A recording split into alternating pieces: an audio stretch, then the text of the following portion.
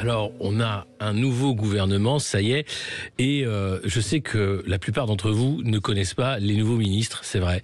Ils sont nombreux et, pour beaucoup, très peu médiatiques, mais il y a quelques figures quand même qui se détachent du lot, Bruno Retailleau et Anne Genetet, la ministre de l'Éducation nationale. On l'a connue députée. Elle était aussi à Singapour, prodiguant des conseils sur comment traiter son personnel de maison lorsqu'on était un expatrié ou une expatriée français.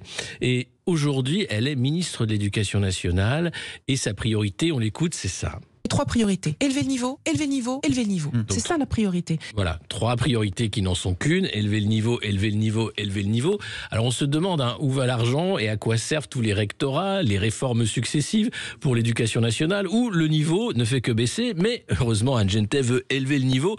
Et patatras, ce matin, en voulant élever le niveau, elle déclarait sur une autre radio qu'il y aurait lundi un moment de recueillement et d'explication pour revenir sur l'anniversaire tragique du 7 octobre. On l'écoute. On parlera du 7 octobre et de l'attentat On en parlera. Dans les écoles. C'est une consigne que donne la ministre. On ne peut pas laisser ça tomber dans les oubliettes de l'histoire. Ça n'est pas possible. Samuel Paty, Dominique Bernard, toutes les atteintes à la laïcité, le nombre de cas qui ont progressé, c'est inacceptable. Et que c'est inacceptable, évidemment, la laïcité, elle en a parlé en longueur ce matin également. Seulement voilà, 1 heure après cette interview, eh bien, il y a un démenti du ministère de l'Éducation nationale. Anne Genetet a annoncé qu'un moment de recueillement et de discussion serait organisé dans les établissements scolaires pour le premier anniversaire des attentats du 7 octobre en Israël. Mais depuis, le ministère de l'Éducation nous a précisé qu'elle s'était trompée, qu'elle parlait d'un hommage à Samuel Paty et Dominique Bernard, les professeurs assassinés, hommage qui est prévu à la mi-octobre.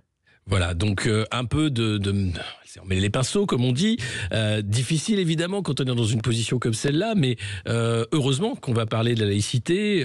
On pense évidemment à nos chères têtes blondes à l'école, soumis à toutes sortes d'idéologies, de questionnements, et ces pauvres professeurs face à élèves qui ne savent plus comment faire, réforme après réforme. En tout cas, c'est un couac de plus au gouvernement Barnier. On se rappelle bien sûr des autres ministres qui avaient fait des déclarations qui avaient été ensuite revues et corrigées, notamment Antoine Armand, qui ne souhaitait pas recevoir les membres du RN à Bercy et puis qui avait été obligé de s'excuser et de dire non mais si, tout à fait, excusez-moi, je m'étais trompé. Encore une belle équipe de champions avec les meilleurs supporters, on croirait les Verts. Merci.